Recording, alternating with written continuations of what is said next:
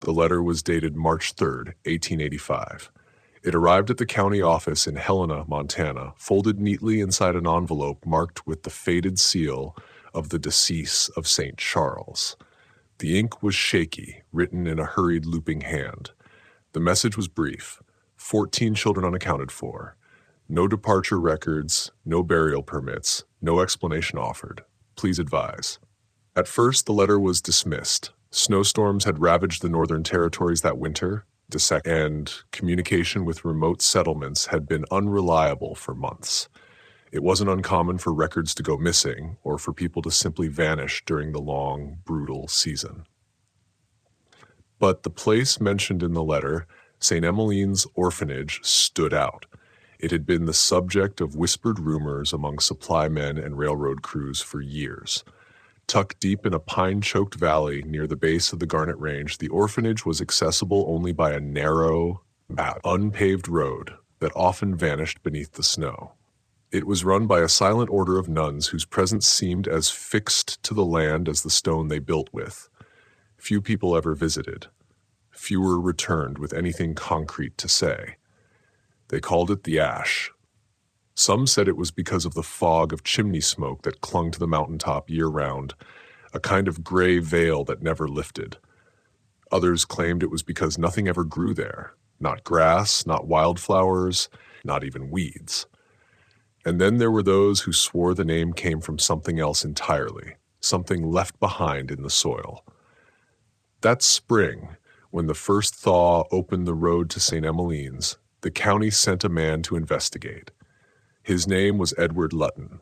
He was a clerk, not a constable, not a priest, just a man who knew how to count names on a page and compare them to the bodies in the room. What he found at the top of that mountain was a burned-out shell. The orphanage had been destroyed in a fire 2 weeks before his arrival. According to the 2 surviving nuns who met him in the snow, the blaze had been sudden and merciless. The wood was dry, one of them explained softly, and the wind carried it like judgment. They offered no other details. There were no children present. There were no bodies either. The ashes had been swept. The stone was cold. And behind the main chapel, where a small graveyard had been marked on the old surveyor's map, Lutton found nothing but smooth, undisturbed snow. 14 children last documented alive in January of 1885 were now gone. Not buried, not transferred, not accounted for in any formal record, simply erased. The investigation should have ended there. In a way, it did. The case was marked closed, circumstances inconclusive, and filed in a box in the basement of the county archive. But Lutton, despite his quiet manner and tidy penmanship, was not someone who liked blank spaces in a ledger. 2 weeks after returning from the mountain, he wrote a letter of his own. This one was not sent through the diocese or the county mail. It was sealed in a small envelope and addressed to a friend in Chicago. Inside, he wrote just 5 words: "There are no graves here." Lutton had expected silence. After all, the place had burned. The snow should have blanketed everything in stillness, but standing on the broken threshold of what had once been the orphanage's main hall, he noticed something that didn't match the story told by the sisters. The iron stove, massive and black, bolted to the stone hearth, was intact. Not just intact, but warm. The building was gone. The chapel roof had collapsed. The dormitory walls were blackened and half collapsed, and yet, in the ruins of the kitchen, the stove stood untouched. A wisp of soot still curled from its crooked pipe. A trace of heat bled from beneath the sealed door. Someone had tended it recently, and when Lutton bent to touch the stove's cast-iron belly, a smell clung to his fingers. It was bitter, thick, like scorched tallow and old broth mixed with something almost sweet. He stepped back. Near the stove, a door had been blackened, but not consumed. Its iron hinges were warped, but still visible. It led to a narrow hallway at the rear of the chapel, according to the orphanage's original floor plan, sent to him weeks earlier by the diocese archivist. But in the most recent revisions, that wing had been removed, omitted, as if it never existed. Yet here it was, a sealed corridor, brick red and low-roofed, leading into what had once been called the retreat wing. In handwritten notes dating back to 1872, it was labeled reserved for quiet devotion. Later versions simply called it the silent wing. The doorway was barred from the outside with nails and scripture. On the frame, someone had carved verses from the book of Leviticus, and he shall burn the offering on the altar. It is a food offering, an aroma pleasing to the Lord, carved into the wood, repeated again and again like a mantra or a warning. Latan didn't try to open the door that day. It felt wrong, like something meant to stay sealed. Instead, he returned to the ruins the next morning, this time with a shovel. The wind had shifted overnight. The snow wasn't as deep near the chapel wall. In the spot where the retreat wing connected to the kitchen foundation, the ash was darker, almost oily, and buried just beneath it. He found the corner of what appeared to be a child's bed frame, blackened but not fully consumed. It was small, hand-hewn, and tied to one of the posts was a fraying length of cord, like something used to keep a restless sleeper from falling out of bed or from leaving it. He dug deeper. There were no bones, no teeth, nothing you'd expect to find in a fire that claimed lives. But there were other things. A charred buckle, the melted rim of a spectacle frame, and, most unsettling, a small iron bell blackened by flame but still intact. It didn't ring when shaken. The clapper had fused to the side. According to the older floor plans, the bell had hung outside the retreat wing's prayer room. It was used to summon the sisters during moments of private confession when the children were too ashamed to speak aloud. But the bell was found inside, which meant someone had brought it in before the fires, that possibly the last person to enter that room. Later that evening, Latan sat by the stove reading over his notes. The warmth still hadn't faded, and for a brief moment he swore he heard something from inside the iron. Not the crackle of wood, nor the hiss of cooling metal, but the faintest sound of something alive trapped in the dark, trying not to scream. Her name was Clara Beach, 22, from Ohio, a medical apprentice on temporary assignment from St. Aloysius Infirmary. She arrived at St. Emmeline in late November of 1884, just as the first snowfall closed the road for the season. The agreement had been simple: assist the nuns with basic health care, treat winter ailments, and keep record of medicine usage. 3 months, modest pay, full board, return in spring. She never came back. Clara's last known communication was a letter folded carefully into a field journal, found decades later in a sealed crate at the diocese archive, filed under miscellaneous. The letter had no stamp. It was never sent, but it was addressed to her brother. It read, "Michael, I've been here only 4 weeks, and already I regret saying yes.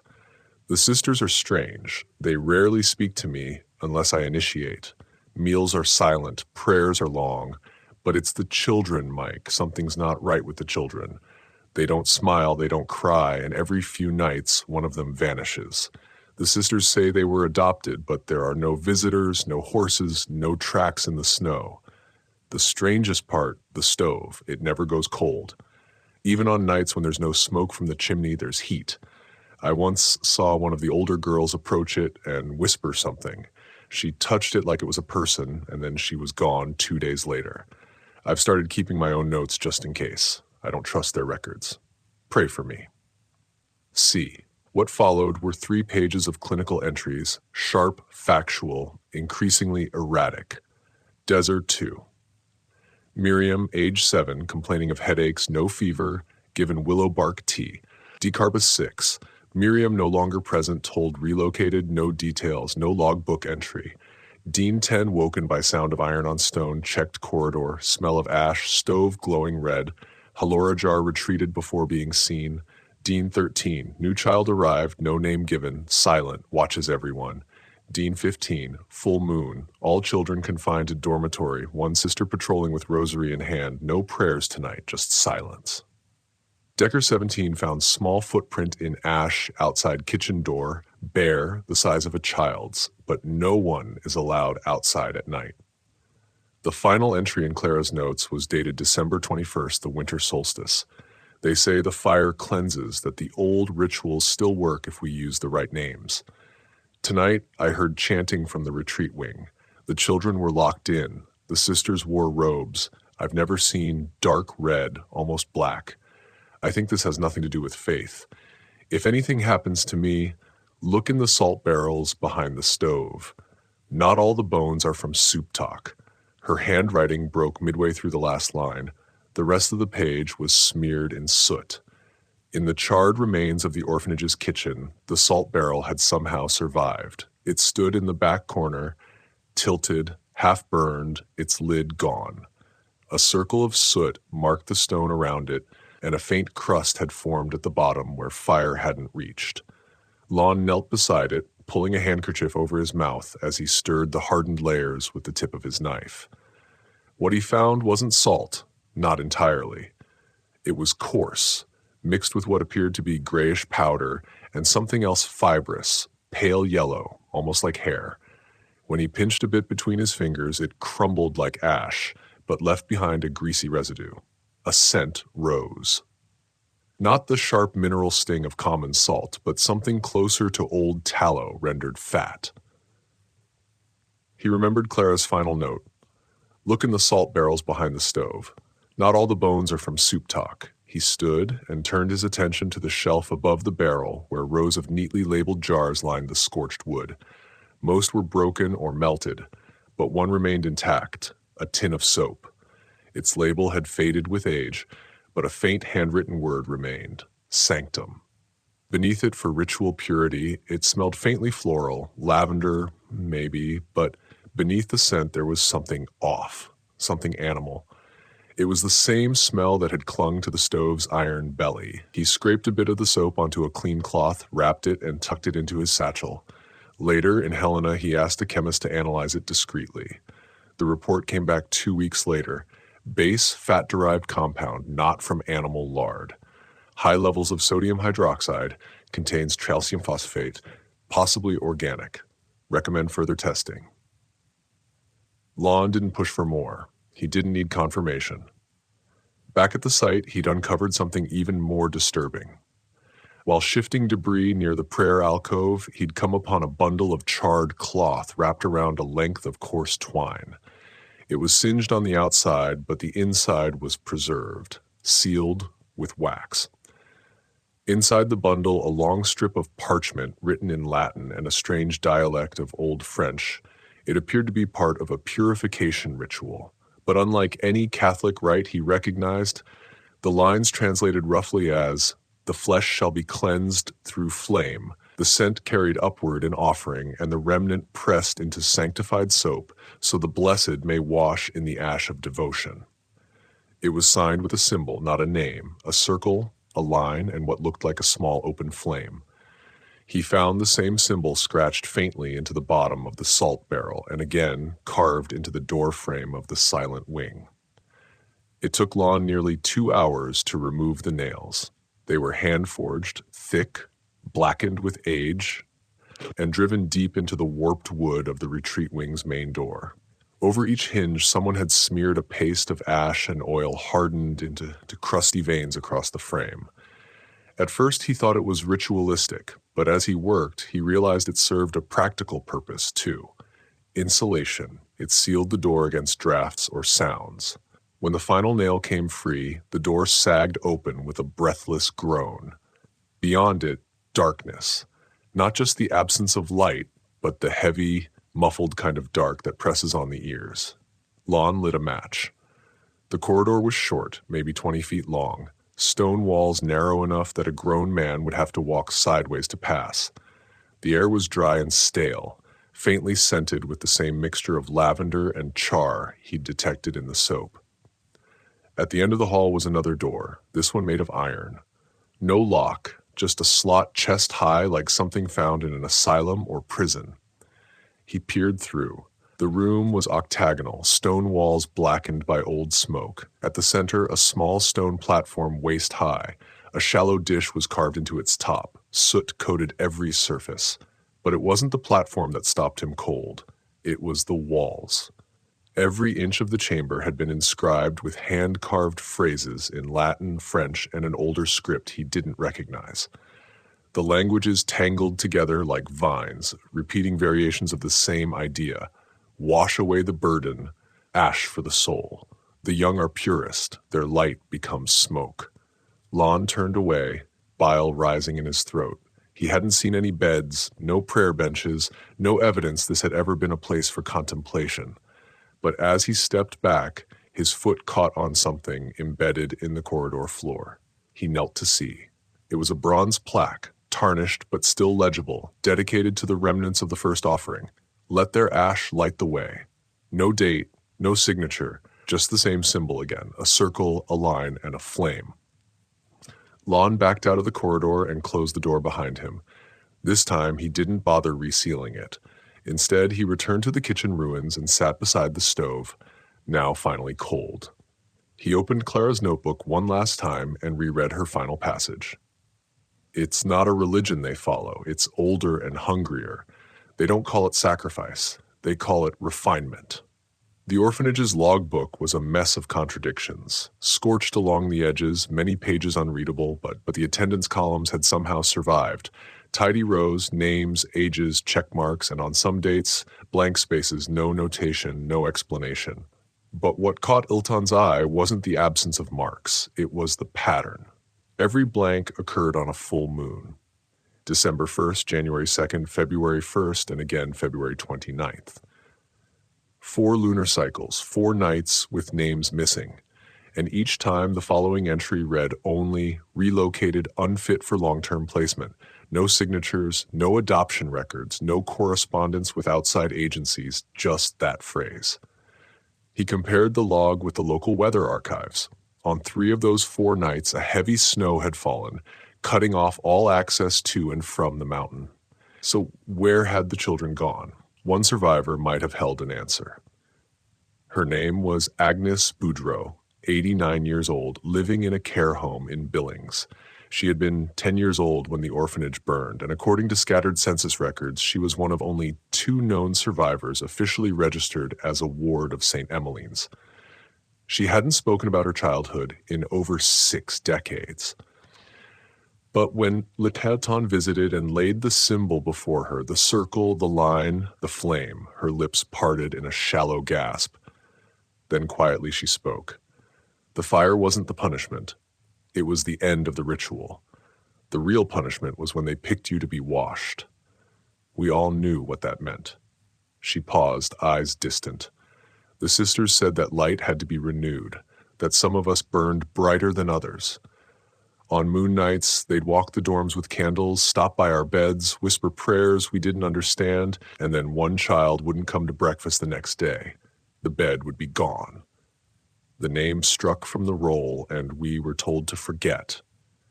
Luton asked her if she remembered the chamber, the octagonal room with the carvings. Agnes nodded. They called it the refinery. Not everyone was taken there, only those who glowed. She didn't elaborate on what that meant, whether it was metaphor or madness or something older than either.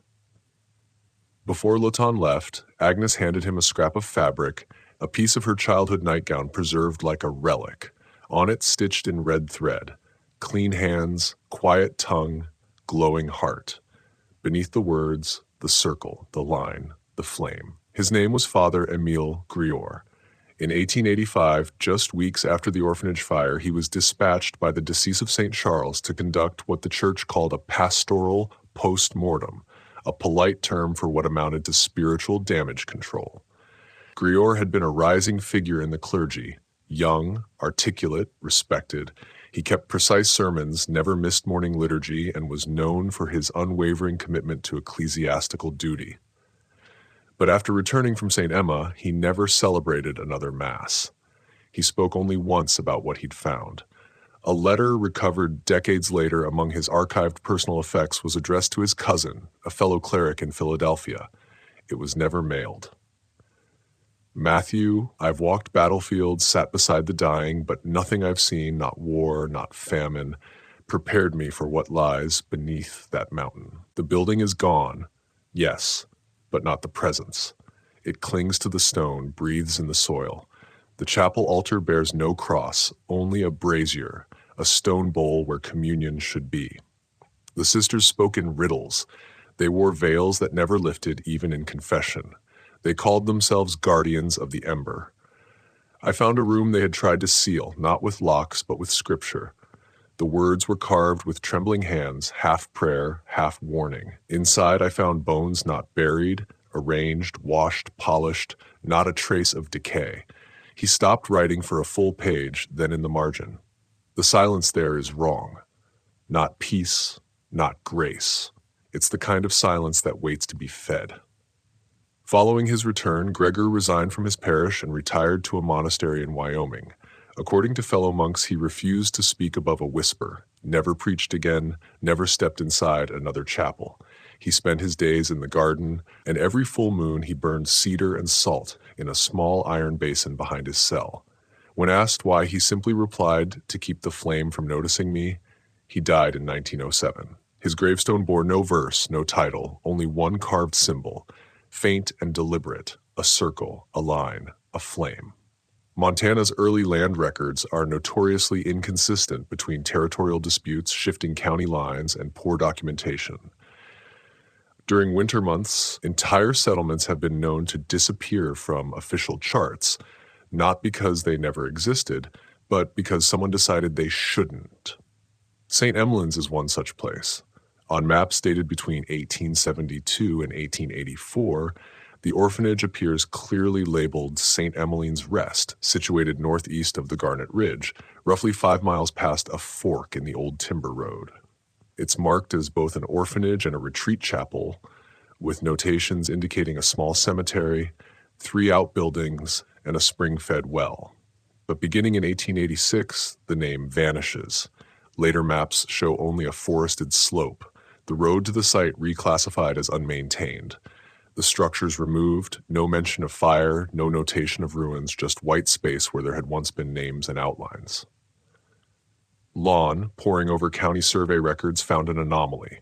A sealed envelope marked "Do Not Reissue." Property under ecclesiastical discretion. Inside, a copy of a letter from the Diocese of St. Charles to the Montana Land Office dated June 1885, 3 months after the fire. It read, "To whom it may concern.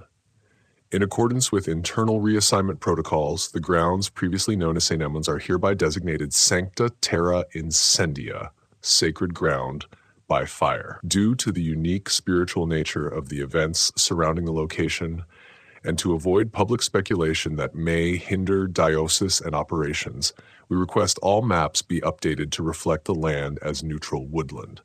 Furthermore, we advise against future development or excavation.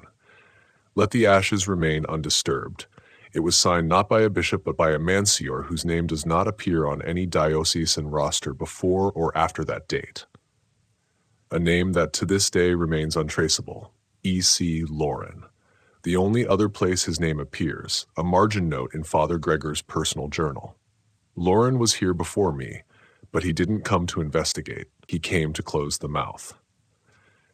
Leeton reached out to the Forest Management Bureau to inquire about the site's current condition. They informed him politely but firmly that the area had been designated for federal use during dam planning in the 1960s. A small artificial reservoir now covers the exact coordinates where the orphanage once stood. Depth 47 feet. Temperature unnaturally cold even in summer.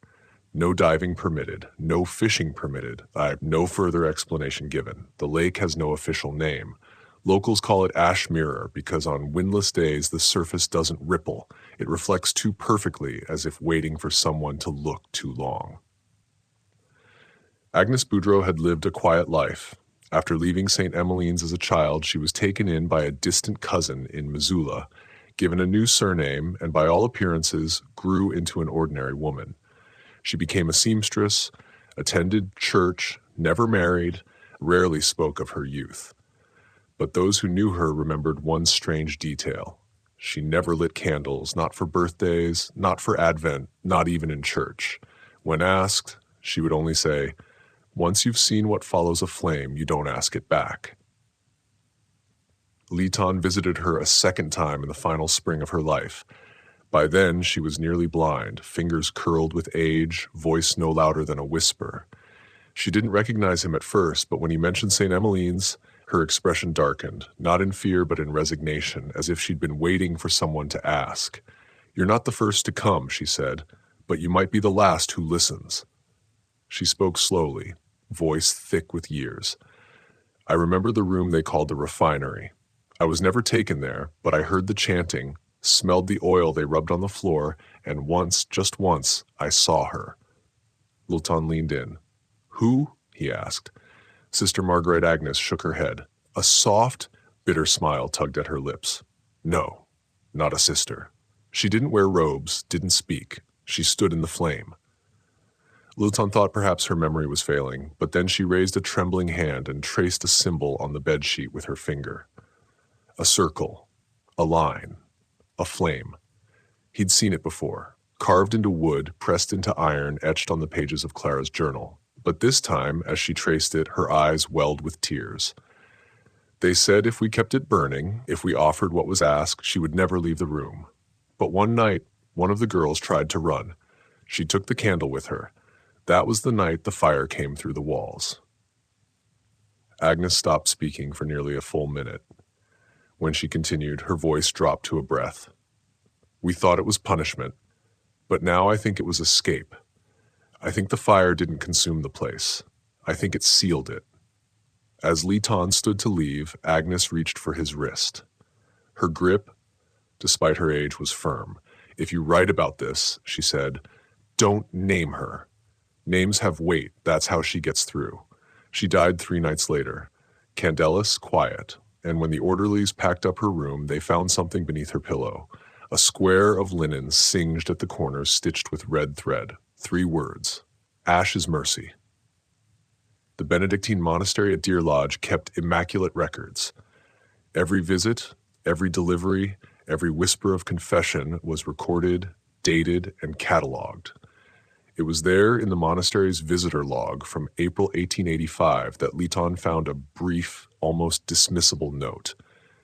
Brother Matthew returned from St. Emma's unwell, confined to silence. There was no elaboration, no mention of why a cloistered monk had traveled to a burned orphanage. No request from the diocese, no known assignment, just the implication that he'd gone and come back changed.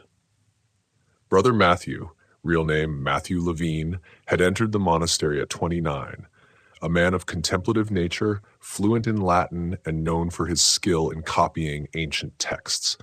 He died in 1912, never rising beyond the rank of lay brother, and never again leaving the monastery grounds. After his death, a leather-bound journal was found tucked behind the stones of his cell. It was not written in the monastery's official log. It was not meant to be read, but it was preserved inside in thin, meticulous script. Matthew had written of a single night, April 14th, 1885. The remains still smoked. The snow melted too fast here, faster than it should. There were footprints around the chapel, small and bare, though there were no living feet to make them. He described entering what remained of the nave. The stone walls were cracked, but still standing. The altar, if it could be called that, was scorched black. The brazier had cooled, but ashes clung to the corners like embers that refused to die. And then he wrote this. As I knelt near the ashes, I heard it. A voice, not loud, not harsh, but terribly kind. Matthew claimed the voice spoke not in words but in understanding, that it welcomed him, that it recognized him, and that it offered him something no prayer ever had. A place in the warmth, a silence that listens back, a way to never be forgotten. The final pages were fragmented scratches, smudges, half-prayers cut short. But one sentence was repeated 3 times. She waits in the heat between names. Lilton paused over that phrase. He had heard it before, once in Clara's unfinished notes, again faintly carved into the underside of the old chapel's collection plate, so charred it was nearly illegible. And now here, whoever she was, she hadn't burned with the building. She had stayed, or perhaps she was the building, and all the offerings within it were just fuel. In a climate-controlled vault beneath the diocesan library in Helena lies a collection labeled Liturgia Non Canonica. non-canonical liturgy. It's rarely opened. Composed of brittle vellum folios and faded ink transcriptions from before the Council of Trent, the collection contains rites that were once performed but later deemed heretical, misunderstood, or simply too old to fit into the Church's evolving structure. One manuscript in particular drew Lutton's attention. Unnumbered, unsigned, and wrapped in soot-stained linen, it bore no title, only a symbol scorched into the leather cover, a circle, a line, a flame. The pages inside were written in a blend of ecclesiastical Latin and Provençal French. Whoever had compiled it had done so not to teach, but to preserve. The rite at the heart of the manuscript was called Ritus Purificum, the rite of purification through flame. According to its instructions, the ceremony was not meant for healing, absolution, or protection. It was for refinement for those deemed too burdened to carry light in their current form. The rite's 3 stages were chilling in their simplicity. Identification. The chosen must glow beneath the tongue of the mirror, a poetic phrase interpreted by scholars to reference individuals displaying unspoken resonance and aura visible only under certain conditions, possibly by firelight or reflection. Submission. The chosen are anointed not with oil but with ash mixed with salt. Silence is required. No prayers are spoken aloud. The soul must go willingly, the text insists, or else the smoke will return hollow. Combustioluminis, the final stage. Combustion, but not through ordinary fire. The text insists the flame must be fed beforehand. What that means is not specified. The aftermath of the rite is equally obscure. It states only that the light is drawn upward, but the remainder remains holy. It may be shaped. It may be used. In the shaping, the memory of the offering persists. No other document in church history matches the language or structure of this rite. And yet its phrasing appeared throughout the ruins of St. Emeline's, chiseled into walls, whispered in journals, even stitched into Agnes Boudau's childhood cloth. Ashes mercy. She waits in the heat between names. The remainder may be used. This was not improvisation, it was liturgy. One long buried and somehow still practiced in secret by those who called themselves sisters. Lutton turned the final page of the manuscript and found a symbol drawn in ink that had long since turned to rust. A flame, open, and within it, a mouth. She was called Sister Marguerite, but no one could say where she'd taken her vows. Not the diocese, not the Order of the Sisters of Holy Mercy under which St. Emeline's had been founded in 1869. Her name appeared nowhere in their records. Novitiate, no profession, no assignment prior to the orphanage, yet for over a decade she had been the one in charge. Every delivery invoice bore her signature. Every medical requisition, every report to the diocese, though curiously, none of them had been archived beyond a span of 3 years. The older documents had been lost in fire. The newer ones never received. It wasn't until Lan accessed a restricted file held at the request of a long-retired bishop that he uncovered the first real trace of her. A handwritten letter dated October 12, 1871, to the Office of Ecclesiastical Review. We have received a woman claiming to be a postulant under the Benedictine house in Lyon. She presents no papers but speaks fluent Latin and French. Her understanding of obscure liturgical forms is alarming. She has corrected 2 of our priests on interpretation of texts not taught in seminary for over a century. When asked her background, she simply said, "I was found in the smoke and I've returned to tend it." The Archbishop recommends observation only, no placement. No name is given in the letter, but the inked signature at the bottom, E.C. Lorne, matches that of the Monsieur, who later requested St. Emeline's be removed from all dioceses and maps. 1 week later, the woman known as Sister Marguerite appeared in Montana Territory. She was never ordained, yet she assumed control of the orphanage within a month. The children were told she came from Europe, from a place where the light is cleaner. The other sisters referred to her as Custodia, a Latin title meaning the one who guards. No one remembered seeing her sleep or pray or eat, but she was always at the stove feeding it, watching it. Once a traveling carpenter asked her what fuel they used to keep it hot for so many weeks. She replied without blinking, "We use only what gives back." Her file ends abruptly. In fact, the final entry under her name was added not by the church, but by the Federal Land Office. A clerical annotation in the margin of a land survey dated 1886 reads, "Former structure overseen by Margaret L. classified as non-habitable. Subject deemed ecclesiastically exempt. Disposition undocumented. There's no death certificate, no grave, just ash and a small sealed envelope in the diocese and vault marked, 'Do not open, reserved for Ember Feast.' Inside, a piece of fabric, charcoal black, embroidered with one symbol in red thread, a circle, a line, a flame, and beneath it, in the tiniest cursive script, 'She never left, he cooled.' On the surface, a sheer reservoir is unremarkable, modest in size, still cold. No boating access, no fishing allowed, no recreational development of any kind. It doesn't even appear on most travel maps, just a blue blot in a forested basin surrounded by fencing and a single government-issue sign that reads, 'Federal property, no entry without permit.' But the paperwork behind its creation tells a stranger story.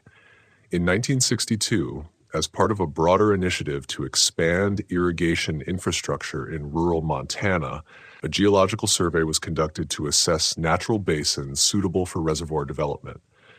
Most candidates were along rivers or seasonal snowmelt valleys, except this one. This patch of land, unconnected to any active watershed, was added to the list through an internal memo stamped Priority Zone, Thermal Stability, and Containment Potential. The term containment raised eyebrows. Lon, now years into his investigation, submitted a FOIA request for the project files. Many were redacted, but one report filed by a young geologist named Harold Deinch had been misfiled under agricultural use. In it, Deinch wrote, "Unusual subsoil composition beneath proposed basin. Layers of scorched sediment alternating with what appears to be human ash, not volcanic. No natural fire records on file. Found remnants of stonework below topsoil, charred but symmetrical. Possible foundation. Thermal readings show consistent cold pocket at 14.3 meters, regardless of ambient temperature. Doesn't fluctuate, doesn't rise. Locals refuse to approach. Say the air smells used. Recommend no further excavation." But excavation proceeded anyway. Construction crews unearthed stone columns, scorched metal hooks, fragments of stained glass. Most of it was destroyed, relocated, or simply buried beneath concrete. No official archaeological records were filed, but one name did appear on a handwritten memo tucked into the appendix. A contractor, unpaid, unnamed, who requested access to the site during night hours. Next to his request, someone had scribbled a single note in pencil, "Approved per Ember custodian." When the reservoir was completed, it filled rapidly, despite having no major inflows. Some engineers blamed it on an underground aquifer. Others simply stopped asking. But strange things were noted in the years that followed. Fishermen reporting stillborn trout pulled from the edges of the lake. Locals saying their dogs refused to drink from nearby creeks. Park rangers hearing voices echoing across the water during winter when no one else was near. In 1971, a maintenance diver disappeared while inspecting the dam's lower gate. His tether was intact, but the man was gone. All that was recovered was his belt, its metal buckle blackened as if from fire. Since then, no personnel have been permitted to enter the reservoir without written authorization from a now defunct office labeled Division of Internal Ritual Safeguards. It has no address, only a post office box in Lyon, France. The journal was found wedged deep inside the hearthstone base of the orphanage's old stove, blackened but intact. Its cover had fused slightly to the surrounding brick, preserved not by intention, but by heat so intense it had sealed the opening like a kiln. A miracle, some would say, or something else. It belonged to Clara Beach, the young medical apprentice who had vanished in the winter of 1884. Her earlier entries had already been recovered, documented in earlier reports, but this portion, these final pages, had never seen light. The first line was faint. "I'm still here." Clara's handwriting was shakier now, no longer clinical, no longer the voice of an observer, What followed wasn't a log. It was a confession. They told me to watch the flame, to feed it to know what it needs before it asks. At first I thought they meant prayer, but prayer is too slow. The sisters don't speak to God. They speak to the thing beneath the ash. She described how the children stopped asking questions, how the sisters stopped offering answers, and how one by one the rooms emptied quietly, cleanly, until Clara realized there were fewer footsteps each morning. I tried to leave. The road was gone. She wasn't speaking metaphorically. In the next entry, she detailed how the path that had led her there was no longer visible even from the watchtower. The snow had not just buried it, it had erased it. No tracks, no markers, as if the mountain had pulled the path back into itself. Then on the second to last page, she described the final night. The moon was full. The fire glowed without wood. The sisters stood in silence around the brazier, holding bowls of water that steamed without boiling.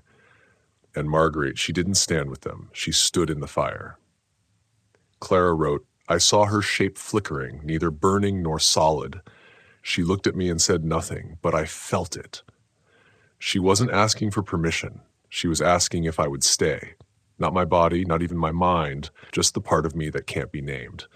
The part that remembers warmth when everything else is cold. Then, the final page. It contained only 5 words written so faintly they nearly vanished into the paper's charred edge.